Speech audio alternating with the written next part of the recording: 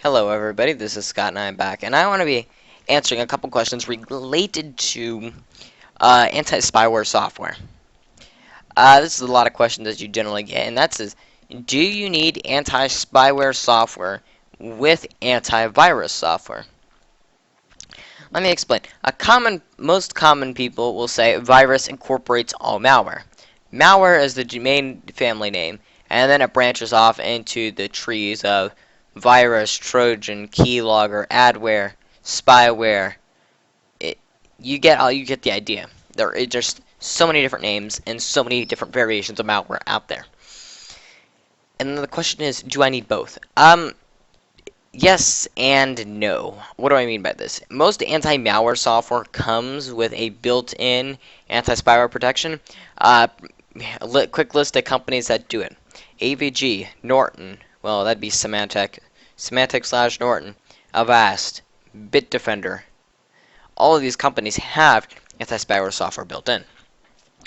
When I first got this antivirus 360 Internet Security, it didn't register that it was an anti-spyware program. Microsoft didn't recognize it as that, so therefore I had to basically install another one to get the message to go away or to ignore it. I didn't really want to ignore it, and I figured the extra protection's not going to slow me down at all, so what's the problem? There was no real issue with me installing it. But do you ever need both? In certain circumstances, when your software does not give you both, it is recommended to use it. Um, there's a lot of companies out there that offer it, and anti-spyware software is generally always compatible with anti-malware software. And the reason is an antivirus software and a spyware software have two different functions. Anti-spyware's database and an anti-malware's database are completely different. If I were to put a spybot and then I was to put it up against Avast, I could look through the millions and millions of variants and then their signatures and say, okay, what's the difference? Why would I want to worry about that? I don't have to worry about it. Generally, anti-spyware software does not actually offer a real-time protection in the manner of which you would think. Super anti-spyware does not operate on the same level. It prevents the malware. Spybot also prevents the malware. I prefer Spybot, and Spybot does it by using an immunize feature. Immunize basically goes to the browser and tells it, ignore cookies from these bad sites.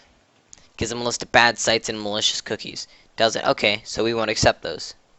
Very simple. If you've ever used Spyware Blaster, which I've done a couple of reviews on, you'll notice that it does the same thing. It has those controls, ActiveX, restricted sites, all these lists that say these are bad, ignore them, and it adds them to the browser list.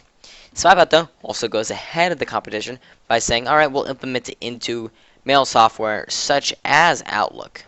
Not Outlook, Mozilla Thunderbird. There we go. Mozilla Thunderbird also has the protection.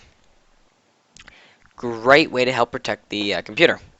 Spybot also has the ability to integrate itself into Windows to watch for specific cookies and spyware to prevent it from getting on the machine at the Windows level.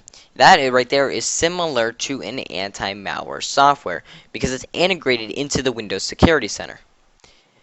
And that right there is the reason why a lot of people use Spybot, and that's because it has really good real-time protection. Now, the chances are, using anti-spyware software, you'll never actually run across that. Spyware is not that common, and it's not a real threat to the PC. That's why a lot of people only use anti-malware software as opposed to using a anti-spyware software with it. Now, if you were looking and wondering if you should use both, you gotta look at what you have to deal with here. Do I need the extra protection for my computer? You can follow this checklist. Do I need the extra protection? Yes or no? If yes, move on to the next question. If no, you basically can draw your conclusion from there.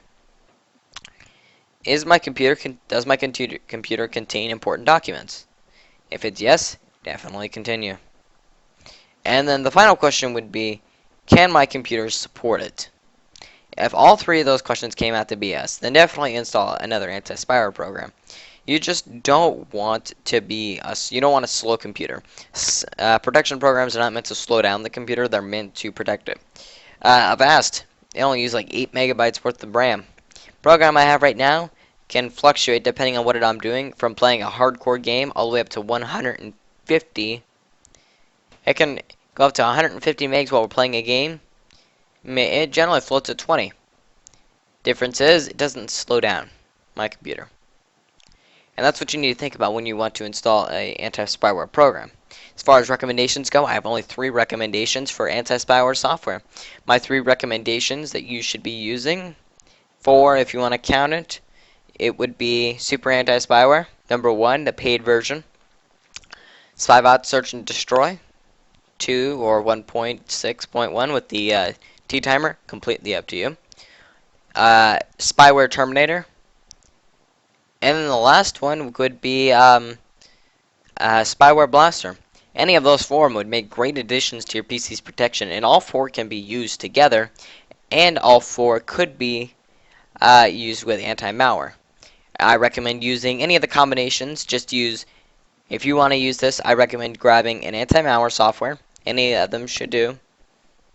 Well, any good one should do. Let's just say you're going to go with this. Anti-malware software, check. Spybot, check. And the last one I recommend that you always get is Spyware Blaster. Spyware Blaster, not commonly used, has a lot of protection because it restricts the sites on every single browser. And that's why you should really think about it. So thank you very much for watching. Please stay tuned for another video. If you have any questions, put them in the comments below. If you have any recommendations for reviews, also put them in the comments below. So thank you very much for watching, and goodbye.